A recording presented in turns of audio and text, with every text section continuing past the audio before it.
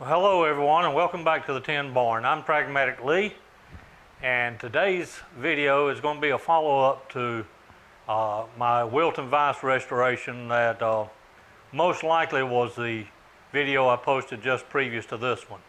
I thought about mounting that on my workbench that's over here, but as most of you are aware, I've got my shop floor is wood, workbench is wood, and as big as that vise is, 18 inches long, 4.5 inch jaws, I just didn't feel comfortable or just didn't feel like I would get the best use out of it mounted on a wood workbench sitting on a wood floor.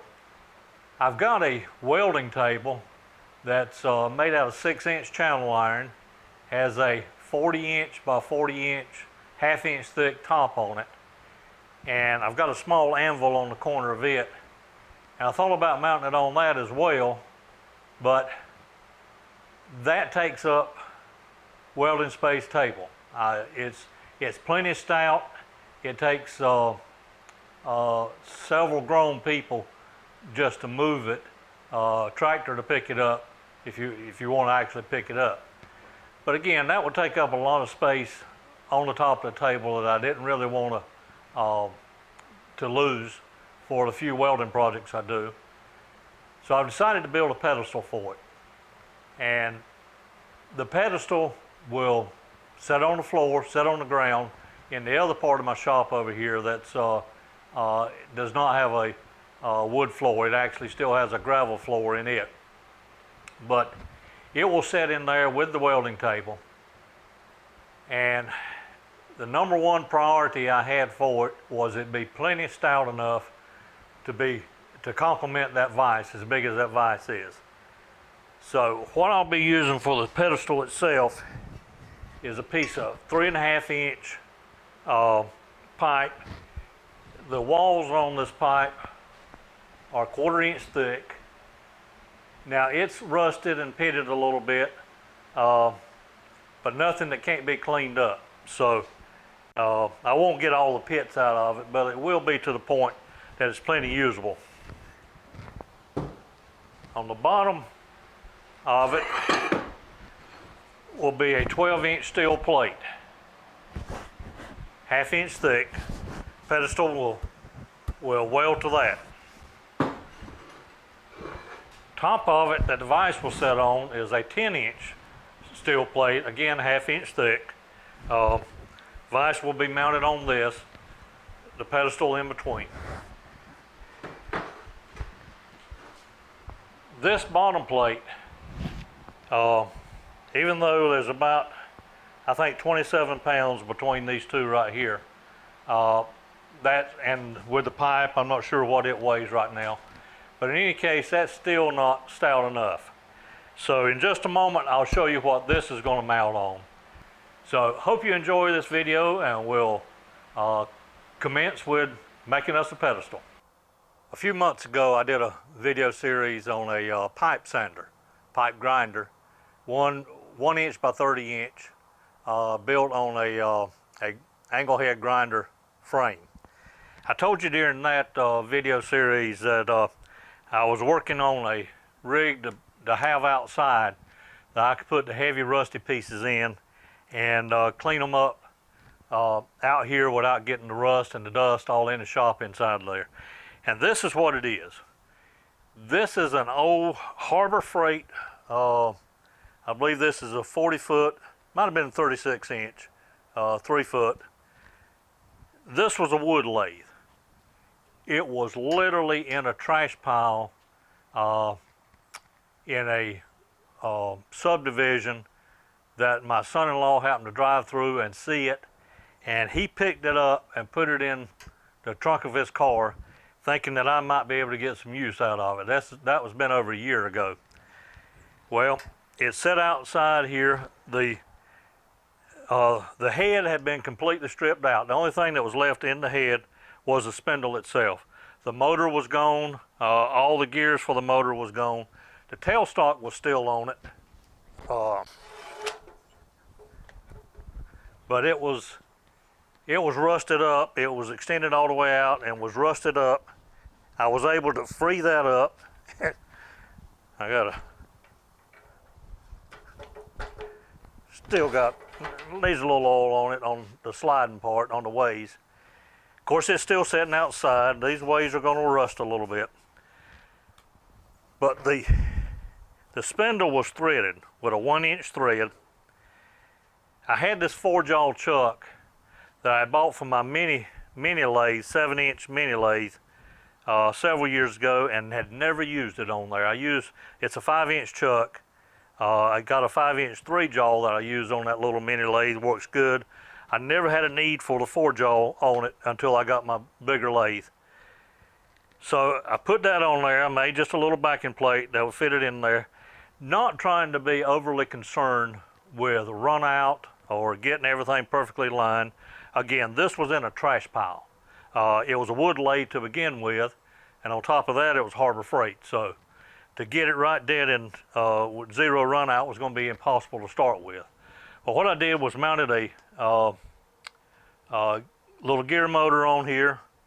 Took the live center, an old live center I had, worked in there. That went with the mini lathe as well.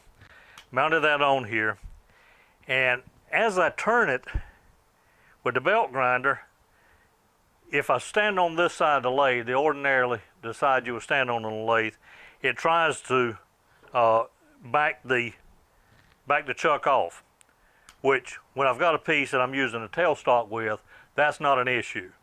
The piece that I'm fixing to work on right now, the piece of pipe itself, put that on there. I don't have a bullnose live center to put in, so you're going to see it kind of waving around a little bit, but it holds it fine, and I'm working off of this side of this rig so that it doesn't unscrew the chuck off.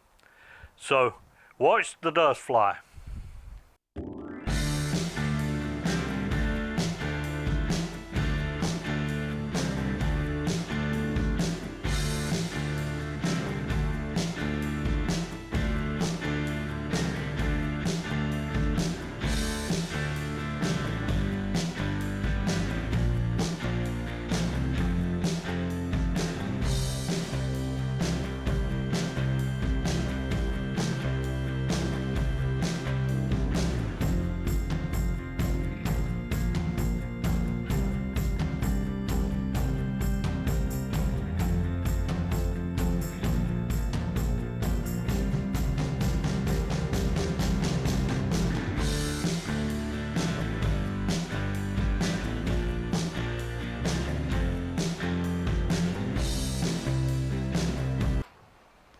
This is the plate that will be used on the top of the pedestal.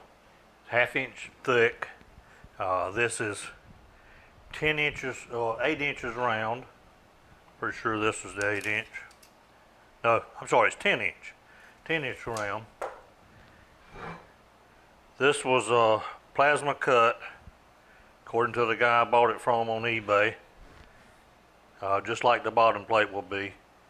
And that's plenty fine finish for what I'll be using this for here.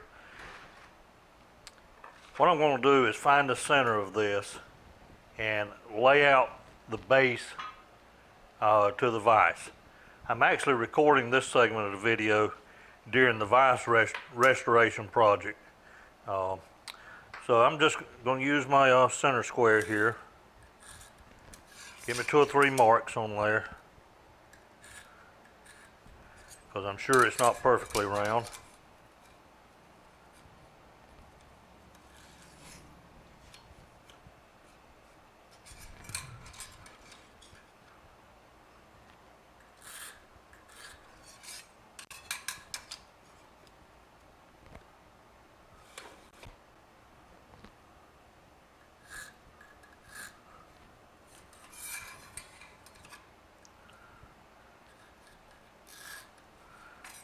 Actually, that come out about as good as I could possibly expect it to. I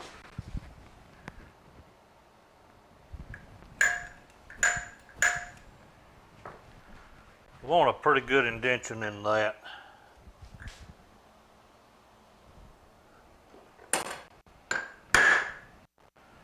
All right. Now I'm going to use a transfer punch. The base of the vise itself does have a hole through the center of it. So I'm going to use this transfer punch that just fits that and set it in that punch hole I just made. Now, these are 5/8 holes through there. What I did was take my 1/2 inch transfer punch and just build it up just enough that it fit snug. I built it up with some friction tape.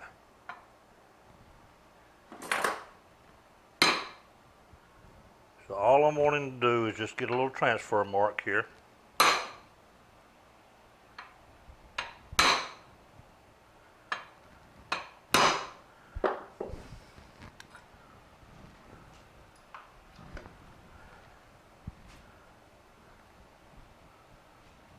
Take my marker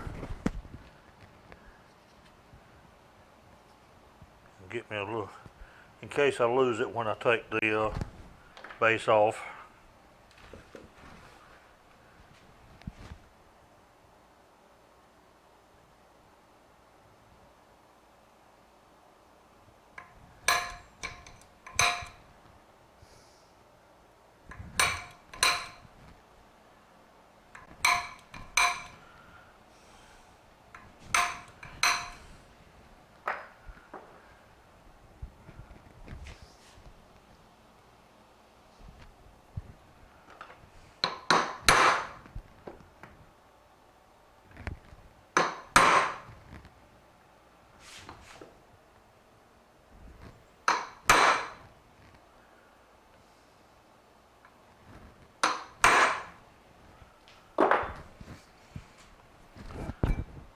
Okay, got 4 good indicators on here that we'll carry over to the drill press and drill.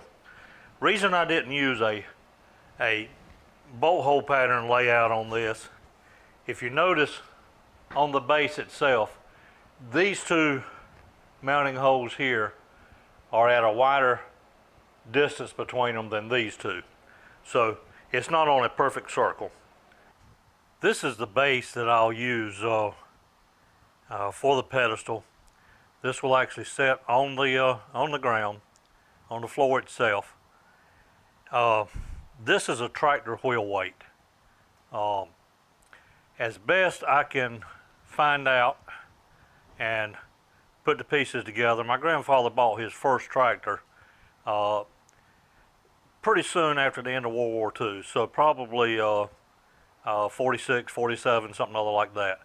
And it was practically, from what the pictures I've seen of it, and from what I heard growing up, it was wore out when he bought it. It was just an old case tractor. But it had these wheel weights with it. They've been hung on to for over the years. Tractor's long since been gone. If you notice right down here, that's the case emblem right down there. But as I say, I'm going to use this as the base. There'll be a plate on this, and before we drill the holes in the top piece, I'm going to go ahead and lay these out too so I can do all the drilling at one time.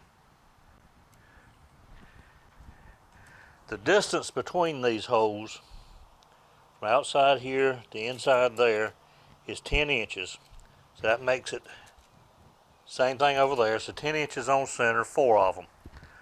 So we're going to lay that out on the bottom plate, and as I say, then we can drill them all at one time. So this is the plate that will be used on the bottom. This will be bolted down to the weight, tractor wheel weight we're just looking at. This is 1/2 inch thick as well. I purchased it from the same guy on eBay. So again, we'll use the centering square, and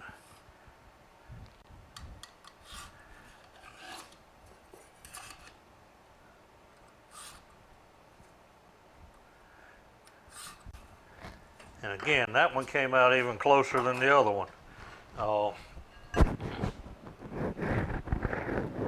3 marks in there. Every one of them crossed on at the same point.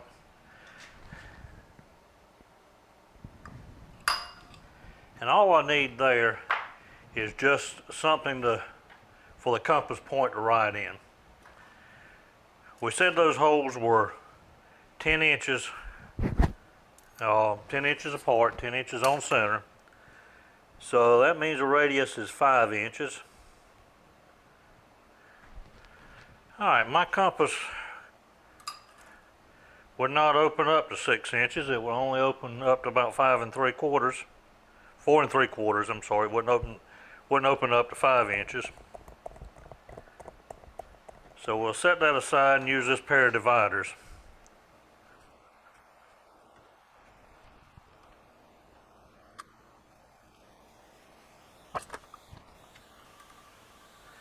Just looking to get a small indication mark out there.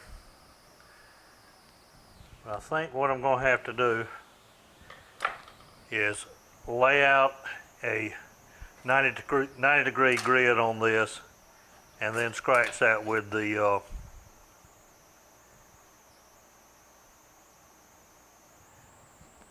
put a little coloring on there and then scratch it.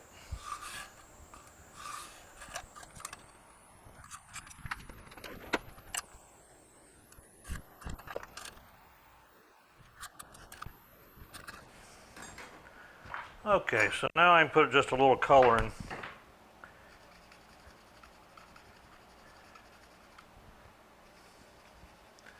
I don't want to put a whole lot of pressure on my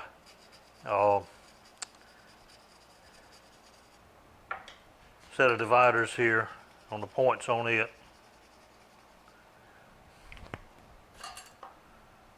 Yeah, double check that.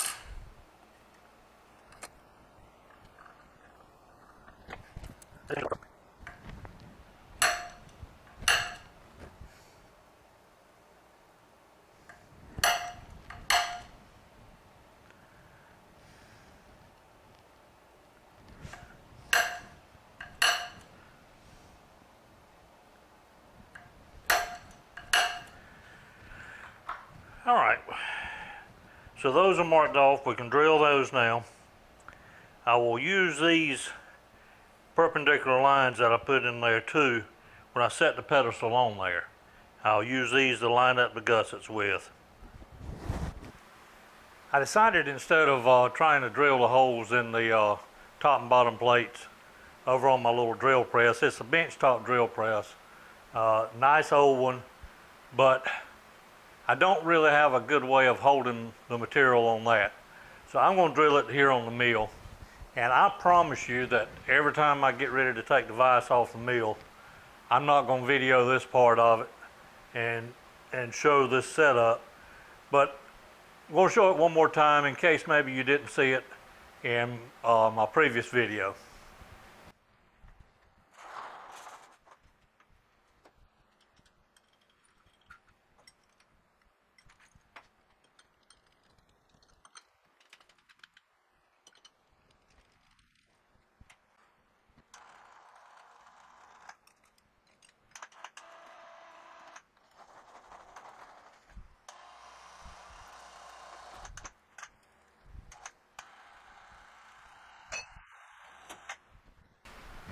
All right, I'll get the drill chuck set up here on the mill and we'll look at drilling a few holes. I'm set up on the mill now, ready to drill some holes. This is the top plate, the one that the vise will set on. Well, remember on the bottom plate, there was a 10-inch distance across each the holes. On this, there's an 8-inch distance on the top plate between the holes to mount the vise down. My mill is a 727 is the model number, which means it has 7 inches of y-axis travel and 7 inches of y and 27 inches of x-axis travel. So I'm gonna have to do 2 setups either way. I could set it up and drill 3 holes and then I drill 1, but I'm gonna do 2 setups on this and drill 2 at the time. I've got my bit centered up over the first hole.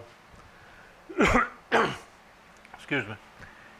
And I'm going to drill it. I've got the DRO set to 0 on that.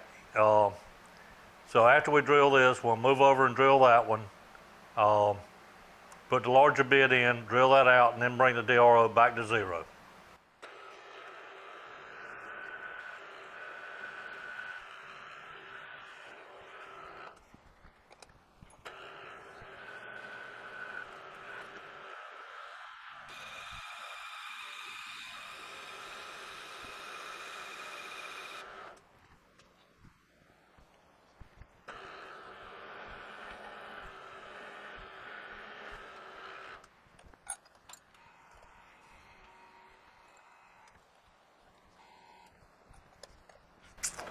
All right, now we're going to slow the drill down, slow the mill down.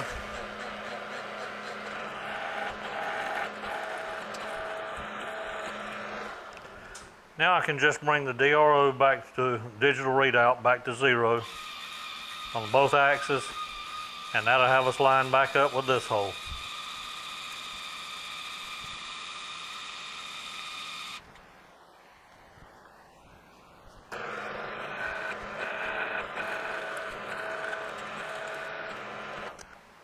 All right, I'm drilling these holes out 1/2 inch. That's as large as I'm going to go. That's plenty big enough bolts to hold these plates, to hold the vise down on this plate, and to hold the other plate down onto the base, the tractor weight that we're using. So I'm going to turn this one around, drill the other 2 holes, and do the same thing to the bottom plate. All right, I'm over here at the my little drill press, bench top drill press. I've got a counter bore in there now, and I'm going to use that just to remove some of the burrs from the drill bit.